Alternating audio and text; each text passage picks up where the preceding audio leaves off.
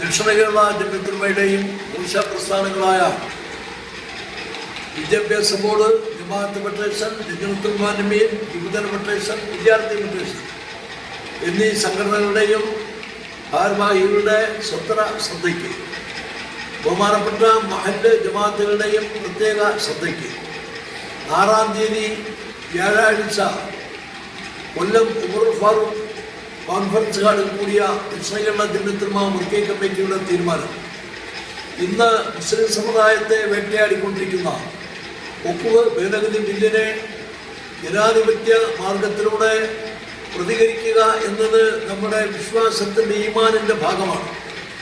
അതിൻ്റെ ഭാഗമായി അടുത്ത 19-ാം തീയതി ബുധനാഴ്ച എല്ലാ താലൂക്കുകളിലും സംഘടനയുടെ എല്ലാ വിഭാഗങ്ങളും ഒത്തൊരുമിച്ച് പ്രധാന പോസ്റ്റ് ഓഫീസിൻ്റെ മുമ്പിൽ രാവിലെ 10 മണി മുതൽ 12 മണി വരെയുള്ള സമയപരിധിക്കുള്ളിൽ പ്രതിഷേധ ധർണകൾ നടത്തി ഈ ബില്ല് യാതൊരു കാരണവശാലും പാസ്സാക്കരുത്, ഗവൺമെൻറ് അതിൽ നിന്ന് പിന്തിരിയണമെന്ന് ആവശ്യപ്പെട്ടുകൊണ്ടുള്ള പ്രമേയങ്ങൾ പാസ്സാക്കി അയക്കണം.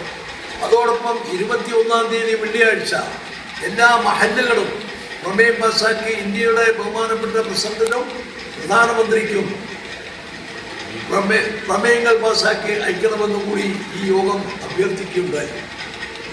എല്ലാ മഹല്ലുകളും പ്രതിഷേധ പ്രമേയങ്ങൾ പാസ്സാക്കി അയക്കുകയും 19-ാം തീയതി നടക്കുന്ന പോസ്റ്റ് ഓഫീസ് ധർണ വമ്പിച്ച വിജയത്തിലെത്തിച്ച് നമ്മുടെ പ്രതിഷേധം പ്രകടിപ്പിക്കുകയും ചെയ്യണമെന്ന് ആവർത്തിച്ച് അഭ്യർത്ഥിക്കുന്നു. നമ്മുടെ പ്രവർത്തനങ്ങൾ അള്ളാഹു പരിപൂർണമായി അനുഗ്രഹിച്ച് അംഗീകരിക്കുകയും സമുദായത്തിൻ്റെ നിലനിൽപ്പിനും നവോത്ഥാനത്തിനും അള്ളാഹു നിദാനമാക്കുകയും ചെയ്യുമാറാകട്ടെ. അസ്സലാമു അലൈക്കും വറഹ്മത്തുള്ളാഹി.